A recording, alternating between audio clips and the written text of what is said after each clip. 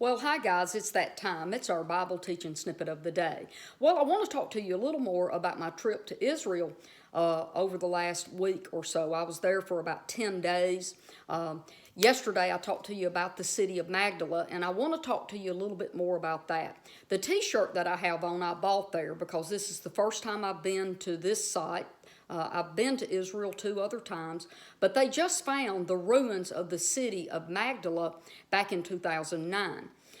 They were getting ready to do some road work, and in Israel and in these areas like this, in the ancient areas, they have to be careful when they start moving dirt because they never know what they're going to run upon that's underneath the dirt. And that's how they find a lot of these ancient biblical sites is when they get ready to do road work or build a building or something. They have to test the dirt to see what's laying underneath it before they start doing stuff.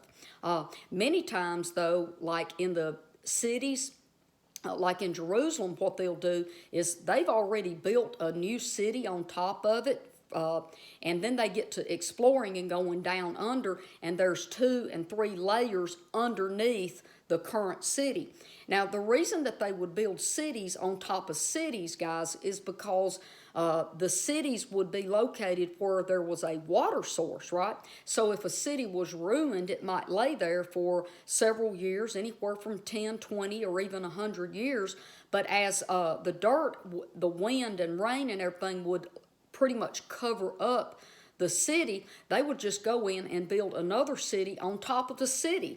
And that's what you'll see in the ancient cities in Israel. So I bought this T-shirt, and yes, I bought this at the ruins of the city of Magdala. And I like this because of what it means on the front of the T-shirt. And I'm going to do my best to say this the best that I can. Okay, it's hard for me to speak Latin or Greek when I have such a strong Southern drawl and accent, but I'm going to give it a shot today, okay?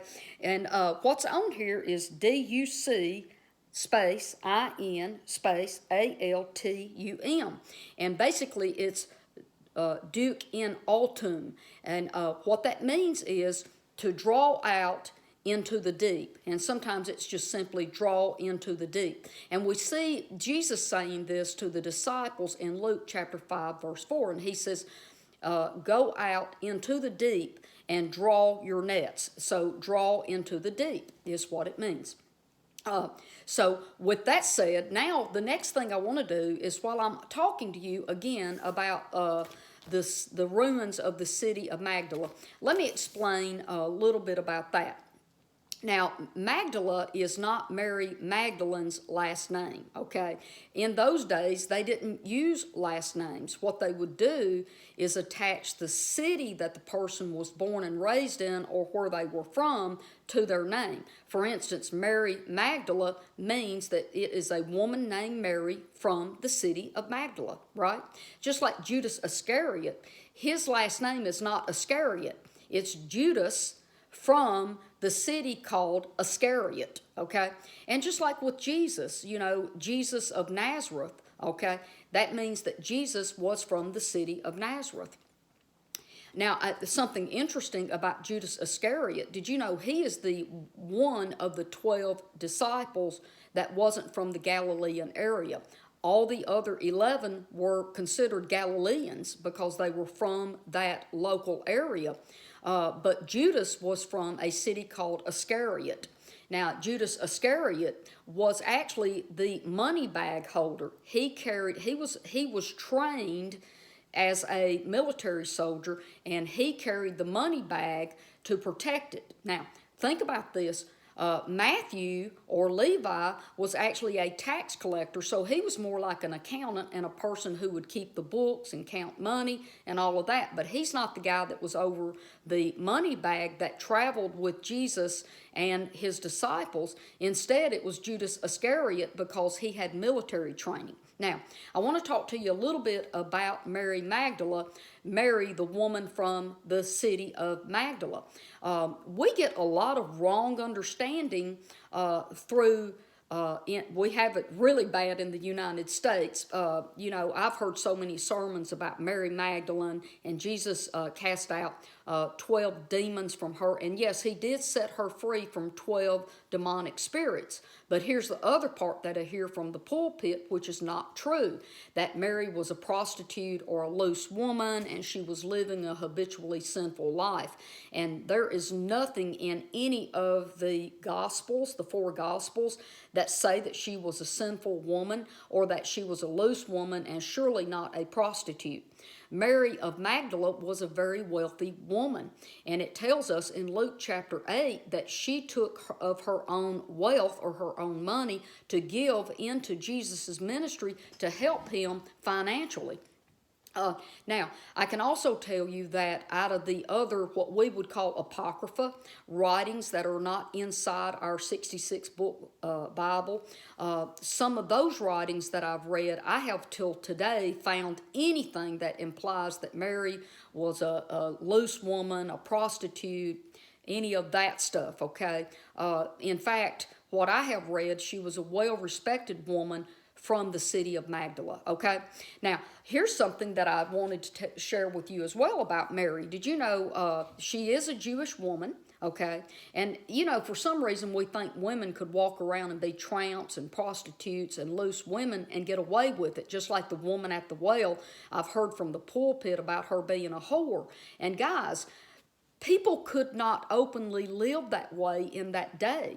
The laws of Moses was in place, and if people were living loose lives, they were carried out into the city streets and stoned, just like the woman who was set up by the Jewish leaders who was caught in adultery. The whole idea was they was going to drag her out in the middle of the street and force Jesus to be the one to throw the first stone. But they had truly actually planned on the woman dying that day through stoning. I don't know why we think that women could go around and be shacking up with men, loose women, prostitutes and stuff like that. And yes, there were prostitutes around, but they were not in the city, and they hid from the world, and they were not very well known, and many times they did get stoned. So let's go back to Mary. Mary was not a prostitute. She was not living in sin. She was a Jewish woman, well respected, from the city of Magdala. In the four Gospels in our Bibles, her name is mentioned 12 different times, which is more times than the apostles are mentioned, their names, the disciples, okay? Let's see what else I want to tell you about Mary. Well, I guess that's all I've got for you on Mary, okay? I just wanted to talk to you a little bit about Mary, because let me just throw this in for you. What I have found is that we here in America, we are by the world considered the Western Church, and so is the Roman Catholic. We are part of the Western Christian Church, and most of all our doctrines and our beliefs, our translation of our own Bibles here in the United States, are downline and received from the Roman Catholic Church, okay? And many of these wrong teachings that we have is through some wrong teachings that we've received, and people will stand up in the pulpit and repeat these things without actually studying them out, and it kind of makes me sad that we are this way. So I want to show you this real quick. While I was at the city of Magdala, okay, I saw a mural painted, beautiful mural. It's huge, takes up a whole big wall, and they had reprints of this mural, and here's what it looks like. This is the mural. It is the woman who had the issue of blood, who said that if I can only touch his garments, I will be healed. And you'll see here, and I know it's a little bit glossy, but here's the shoes of Jesus and the disciples, okay? And the woman comes up and touches the hem of Jesus's garment. Now, we find this account in Mark chapter 5. It's also found in Matthew chapter 9. Now, the picture that I was looking at right here, the back of their brochure, it says that it's in Mark chapter 5. But it's also found in Matthew chapter 9 and Luke chapter 8. So it's recorded in 3 Gospels.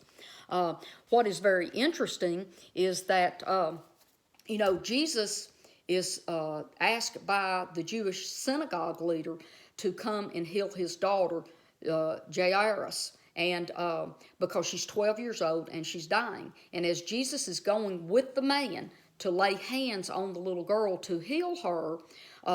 This crowd is all over Jesus, just pushing in on him, and he can barely get through the crowd, and he feels someone pull power out of him. And it is this woman who has suffered with an issue of blood for 12 years. And it says in Scripture that she's gone to all these doctors. She spent all of her money on trying to get the doctors to help her. And instead of helping her, she is even worse. I have this pulled up. The scripture on it. Let me see if I can find that real quick. I'm in Mark chapter 5, verse 21. And it says here, the woman with an issue of flow of blood for 12 years, and having suffered many things by many physicians, and having spent everything of hers, and not having been benefited at all, but rather having come to the worst, and having heard about Jesus, coming to the crowd from behind, touched his garment. For she was saying that if I can even touch his garments, I will be restored. Now, I'm reading this out of the disciples' literal New Testament. And what that means is they haven't added in a bunch of words or added in their own doctrines or anything. They followed it word for word as closely as they can in the Greek scriptures and moved it over into our English. Now, it says that Jesus asked who touched him. And many people teach that Jesus knew who was touching him. Now, personally, this Bible teacher does not believe that. I think we accuse Jesus of manipulating people when he asks questions like that. Who touched me? And he already knows. And he's trying to make her come out in public and admit what she's done. See, that's a little bit of human manipulation, guys. I really believe there was just so many people thronging Jesus that when she touched his garment and he felt that power surge come out of his body, he knew power had been released. And he's looking around saying, who touched me? And she finally comes clean and admits that she's the one. Now, I want to throw this in today as well. You know, as we're reading, we see where the Jewish synagogue leader, he's the one who has built the synagogue, and he is running the synagogue, and he's the synagogue leader, and he has come to find Jesus, to ask Jesus to come and heal his sick daughter who is 12 years old. So as Jesus is headed with him to heal the little Jewish 12-year-old girl, they're interrupted by the crowd pushing on him and the woman touching his garment. Now, the Passion Translation in their footnote says that the woman who touched his garment was a Gentile woman. So Jesus is stopped from healing the Jewish woman, the Jewish little girl. He heals the Gentile woman of her 12 years of issue of blood, of hemorrhaging, and then he heals and brings back to life the 12-year-old Jewish little girl. So listen, I've used up about all of my time today, but I did want to talk to you about my T-shirt because I thought it was cool. I want to talk to you about my little picture that I bought. I am going to get it framed, and I might be able to show it to you after I get it back from the shop once they get it mounted and framed for me.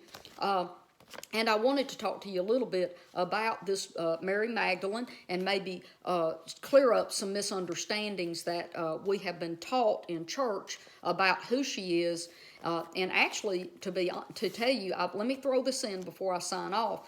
There is our legacies or myths, tales of her that Mary Magdalene was actually considered a female apostle. But many of you already know this. The way the Bible was translated and written, the men that was over that always downplayed the women. I'll give you a real quick example. Did you know when they're talking about men, they call them deacons?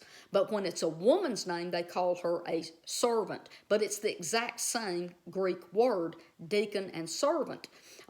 So they would drop the last letter off of a woman's name, and it would make it a male name as well. And we see that in the book of Acts happening.